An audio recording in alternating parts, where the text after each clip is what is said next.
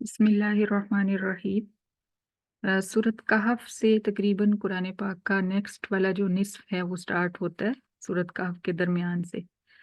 और ये सूरत जो है ये तकरीबन तकरीबन पिछली जो सूरत है उसका हिस्सा ही है, क्योंकि इसका शान नुज़ूल कुछ इस तरह से है कि हमने पीछे पढ़ा था सूरत बनी इसराइल के लास्ट में कि कुफ़ारे मक्का जो थे उन्होंने अपना एक वफ़द भेजा था मदीना में यहूदियों के पास, और उनको जाके बताई थी सारी सूरत हाल के नबी जो है मबूस हुए हैं एक, और नबूवत का दावा कर रहे हैं।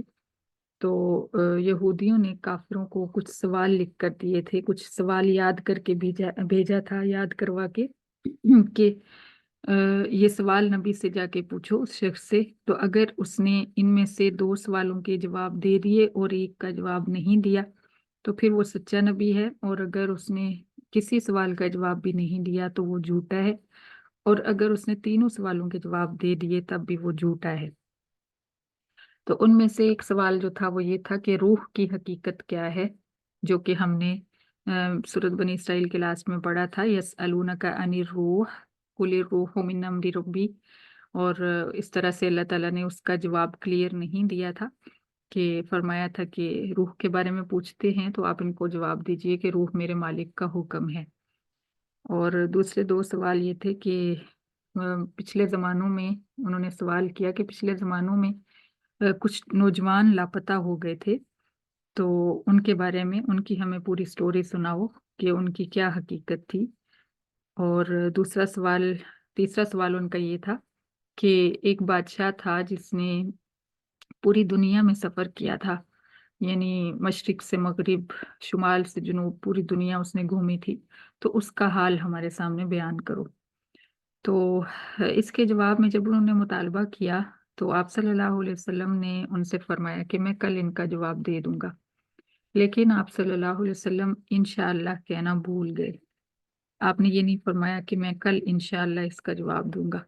तो इसकी वजह से नबी की थोड़ी सी भी जो लग्जिश होती है ना, उसके ऊपर अल्लाह ताला की तरफ से ज़्यादा जो है आप समझें कि आम बंदे की निस्बत सख्ती आती है। तो आप सल्लल्लाहु अलैहि वसल्लम भूल गए ये कहना, तो अल्लाह ताला ने 15 दिन तक वही का सिलसिला बंद कर दिया,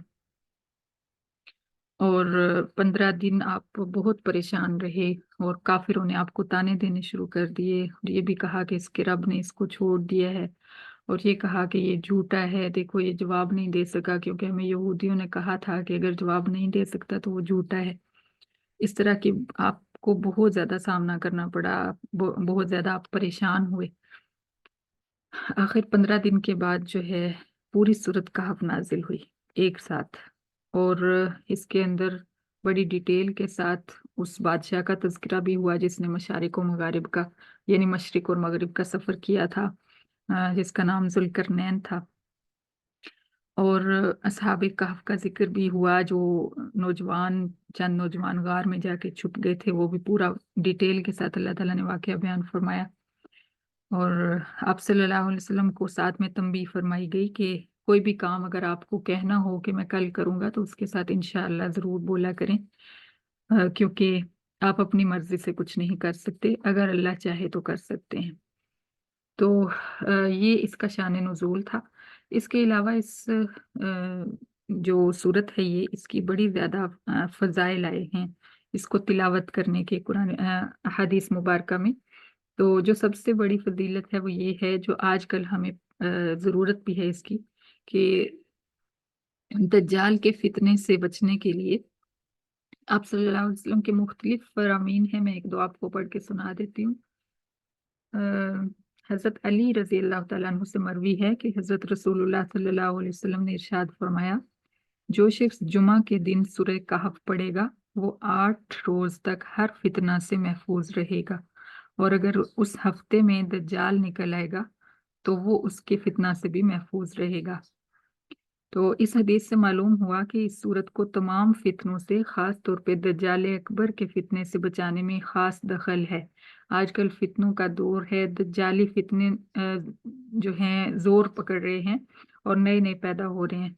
लिहाजा इन हालात में इस सूरत को याद करना जो है बहुत ज़रूरी है। और हज़रत अबू दरदा रज़ी अल्लाह ताला अन्हु हज़रत सल्लल्लाहु अलैहि वसल्लम से रिवायत करते हैं कि जो शख्स सूरह कहफ की इब्तिदाई 10 आयतें याद कर ले वो दज्जाल के फितना से महफूज रहेगा। यानी ऊपर पूरी सूरत का तज़किरा था, यहाँ पे आया है कि पहली 10 आयतें याद कर ले ज़ुबानी। और एक दूसरी रिवायत में है कि यही मजमून आप सल्लल्लाहु अलैहि वसल्लम हज़रत अबू दरदा ने आखिरी 10 सूरतों के आयतों के बारे में फरमाया। यहाँ पे पहली 10 आयतें फरमाया, फिर एक रिवायत में फरमाया कि जो शख्स आखिरी 10 आयतें याद कर ले वो भी दज्जाल के फितना से महफूज रहेगा। और हज़रत मुआज़ बिन अनस रज़ी अल्लाह ताला अन्हु से मनक़ूल है कि हज़रत रसूलुल्लाह सल्लल्लाहु अलैहि वसल्लम ने फरमाया, जो शख्स सूरह कहफ की इब्तिदाई और आखिरी आयतें पढ़ ले, अब इसमें दोनों आ गई हैं, इब्तिदाई भी और आखिरी भी, उसके लिए सर से कदम तक यानी सर से पाँव तक एक नूर होगा, और जो पूरी सूरत पढ़े उसके लिए ज़मीन से आसमान तक नूर होगा। और हज़रत अबू सईद खुदरी रज़ी अल्लाह ताला अन्हु से मरवी है कि हज़रत सल्लल्लाहु अलैहि वसल्लम ने फरमाया, जो शख्स जुमा के दिन सूरत कहफ पढ़ ले उसके लिए आइंदा जुमा तक नूर होगा। तो ये चंद हदीस थी जिनमें पहली 10 आयत, आखिरी 10 आयत और पूरी सूरत कहफ की फजीलत हमें पता चलती है। तो आज के दौर में हर मुसलमान के लिए लाजिम है कि वो अपनी रूटीन बनाए जुमा वाले दिन इसको पढ़ने की। डेली पढ़ लें तो बहुत अच्छा है, लेकिन अगर डेली नहीं पढ़ सकते तो जुमा वाले दिन लाजमी पढ़ें, क्योंकि फितनों से बचने के लिए हमारे पास सिर्फ दुआ और वज़ाइफ ही हथियार हैं। तो इसका मज़मून देख लेते हैं कि अल्लाह ताला फरमा रहे हैं, अल्हम्दुलिल्लाहिल्लज़ी अंज़ला अला अब्दिहिल किताब वलम यजअल लहू इवजा। तमाम तारीफ़ें उस ज़ात के लिए हैं जिसने इस कुरान को अपने बंदे पर नाजिल फरमाया। यानी आप सल्लल्लाहु अलैहि वसल्लम को अल्लाह ताला अपना बंदा फरमा रहे हैं।